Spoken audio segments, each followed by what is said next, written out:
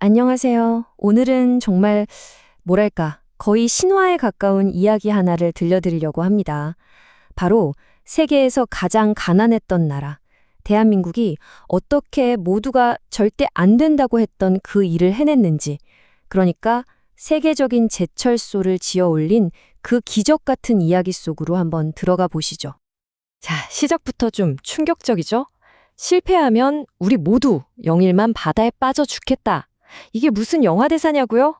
아니요, 유서도 아닙니다. 이건 이 어마어마한 프로젝트를 이끌던 책임자가 전 직원 앞에서 자기 목숨을 걸고 한 약속이었어요. 와, 도대체 어떤 각오였길래 그 무게가 느껴지시나요? 그러니까요. 도대체 어떤 상황이었길래 한 조직의 리더가 이런 정말 극단적인 약속까지 해야 했을까요?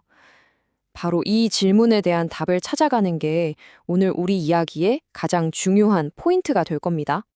자, 이 모든 이야기의 시작점에는요, 두 사람이 있었습니다. 그리고 이 두 사람의 아주 특별한 관계가 이 불가능해 보였던 프로젝트의 진짜 주춧돌이 됩니다. 모든 건 1948년 육군 사관학교에서 시작돼요. 교관이었던 박정희가 생도 박태준을 딱 보고 이 친구 보통이 아니다 라고 한눈에 알아봤다고 하죠.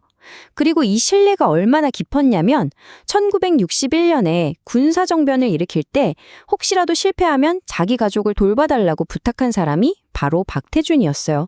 심지어 동지 명단에서도 일부러 뺐다고 하죠. 어마어마한 신뢰죠. 그리고 박태준은 그 믿음에 실력으로 보답합니다. 만성 적자에 시달리던 국영기업 대한중석을 맡아서 딱 1년 만에 흑자로 만들어버려요. 자신의 능력을 제대로 증명해 보인 거죠.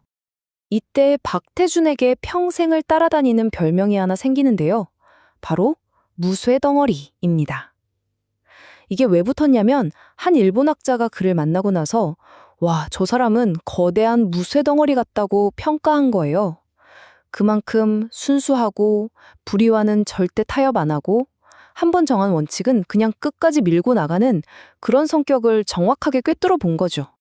자, 이렇게 인물들은 준비가 됐는데 이제 무대는 이 가난한 나라의 거대한 꿈과 세계 경제의 차가운 현실이 정면으로 부딪히는 곳으로 옮겨갑니다. 배경을 좀 보셔야 하는데요. 1960년대 대한민국 하면 그냥 세계에서 제일 가난한 나라 중 하나였다고 생각하시면 돼요. 1인당 국민소득이 100달러가 채 안 됐으니까요. 상상이 가시나요? 이런 나라에서 갑자기 세계적인 제철소를 짓겠다? 이건 뭐 그냥 허무맹랑한 꿈, 그 이상도 이하도 아니었던 거죠. 그리고 세계 최고의 금융기관, 바로 세계은행이 이 꿈을 그냥 산산조각 내버립니다. 1968년에 보고서를 하나 내는데 결론이 뭐냐? 한국의 제철소 건설은 시기상조다. 딱 한마디로 말하면 불가능하다는 판정을 내린 거예요. 사실 그럴 만도 했어요. 수천 도의 쇳물을 다루는 게 당시엔 최첨단 기술의 끝판왕이었거든요. 이걸 한국이 해낸다고? 아무도 믿지 않았죠. 결국 이 보고서 한 장 때문에 국제사회에서 돈을 빌릴 수 있는 모든 길이 그냥 꽉 막혀버립니다. 바로 이 지점에서 생각의 대충돌이 일어나는 거예요. 세계은행의 논리는 간단했습니다. 철강은 산업화가 다 된 다음에나 생기는 결과물이다. 그런데 박정희와 박태준의 생각은 완전히 달랐어요. 아니다. 철강은 산업화를 일으키는 재료, 즉 기폭제다. 라고 본 거죠. 이건 당시 세계 경제학의 상식에 그냥 정면으로 도전하는 정말 대담한 생각이었어요. 자, 이제 모든 문은 닫혔습니다. 완전한 절망의 순간이죠. 그런데 바로 그 절망의 끝에서 하와이의 한 해변에서 이 프로젝트의 운명을 통째로 뒤바꿀 기적 같은 아이디어가 하나 태어납니다. 국제차관단으로부터 최종적으로 No! 라는 답을 들은 박태준은 한국으로 돌아오는 길에 하와이에 잠시 들릅니다. 정말 모든 게 끝났구나 하는 그 허탈감 속에서 와이키키 해변을 그냥 아무 생각 없이 하염없이 걸었다고 해요. 그런데 바로 그 절망의 한가운데서 머릿속에 번개처럼 스치는 아이디어가 하나 있었던 겁니다. 바로 대일 청구권 자금. 이게 뭐냐면 우리가 식민 지배에 대한 보상으로 일본한테서 받은 돈이에요. 그런데 큰 문제가 하나 있었어요. 이 돈은 아무 데나 쓸 수 있는 게 아니라 농업이나 어업처럼 용도가 딱 정해져 있었다는 거죠. 여기서 박태준이라는 인물의 진짜 비범함이 드러납니다. 그는 이 돈을 그냥 대일청구권 자금이라고 부르지 않아요. 뭐라고 불렀냐면 조상의 핏값이라고 이름 붙입니다. 여러분, 이게 그냥 말장난 같으세요? 아니요. 이 단어 하나가 제철소 건설의 의미를 완전히 바꿔버립니다.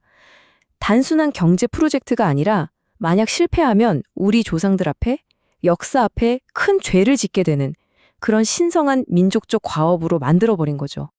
자, 이제 돈 문제가 해결됐으니 이야기는 건설 현장으로 넘어갑니다. 그런데요, 여긴 그냥 공사장이 아니었어요. 시간과 싸우고, 혹독한 자연과 싸우고, 세상의 불신과 싸우는 말 그대로 거대한 전쟁터였습니다. 1970년 4월 1일, 드디어 영일 만에 그 허벌판 모래사장 위에서 첫 삽을 뜹니다. 현장 지휘소 별명이 롬멜하우스였대요. 2차 대전의 명장 롬멜처럼 박태준이 야전 사령관이 돼서 여기서 먹고 자고 하면서 모든 걸 지휘했던 거죠. 그들을 괴롭힌 진짜 적은 살을 애는 듯한 바닷바람, 그리고 밥 먹을 때도 입에 모래가 씹힐 정도로 불어닥치는 모래폭풍이었습니다. 점점 지쳐가는 직원들을 모아놓고 박태준이 바로 그 연설, 우리가 맨 처음에 들었던 그 말을 합니다. 이건 신성한 임무다. 실패하면 우향우 해서 저 바다에 빠져 죽는 거다. 후퇴란 없다. 우향우가 뭐냐면 군대 용어로 오른쪽으로 돌아라는 뜻이거든요. 즉 실패하면 다 같이 오른쪽으로 돌아서 저 영일만 바다로 걸어 들어가자는 정말 비장하고도 무서운 죽음의 서약이었던 거죠. 그 무쇠덩어리 같은 그에게 부실 공사라는 건 있을 수가 없는 일, 거의 배신행위나 마찬가지였어요. 유명한 일화가 하나 있죠. 한 번은 기초공사가 잘못된 걸 발견하고는 불같이 화를 내면서 현장으로 달려갔어요. 그리고는 실수한 한국인 소장의 안전모를 세게 내리쳤습니다. 근데 여기서 끝이 아니었어요.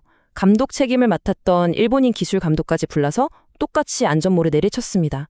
메시지는 아주 명확했죠.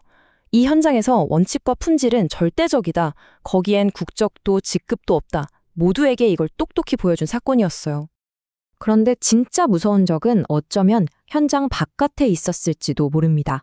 바로 정치권에서 이권 좀 챙겨보자고 달려들기 시작한 거죠. 이걸 막으려고 박태준이 대통령을 직접 찾아가서 하소연을 합니다. 그랬더니 박정희 대통령이 그 자리에서 메모지에 중대사에 관해선 박태준의 의견을 따를 것이라고 쓰고 사인을 해서 줬다고 해요. 이게 바로 종이마패입니다. 이 종이 쪽지 하나가 모든 정치적 압력을 막아주는 절대적인 방패가 되어준 거죠. 자, 이제 드디어 수년간의 피와 땀, 그 모든 희생이 성공으로 끝날지 아니면 정말 약속대로 바다에 빠져 죽는 비극으로 끝날지 그 운명의 날로 가보겠습니다. 1973년 6월 9일, 바로 대한민국 역사상 최초의 현대식 용광로에서 첫 쇳물이 나오기로 한 날입니다. 공사를 시작한 지 꼭 1155일째 되는 날이었어요. 현장에 있던 모든 사람들이 정말 숨도 못 쉬고 그저 용광로만 쳐다보고 있었겠죠. 과연 저 안에서 쇳물이 나올 것인가? 아니면 우리는 정말 저 차가운 바다로 걸어 들어가야 하는가? 그리고 마침내 용광로의 출구가 열리자 태양보다 더 뜨거운 그 붉은 쇳물이 콸콸 쏟아져 나왔습니다. 그 순간 모두가 서로를 부둥켜 안고 만세를 외쳤다고 해요. 자, 그런데 바로 그 역사적인 순간에 대한민국의 평범한 사람들은 어떻게 살고 있었을까요? 짜장면 한 그릇이 150원이고요. 은행에 갓 들어간 신입사원 월급이 한 3만 5천 원 정도 하던 시절이었습니다.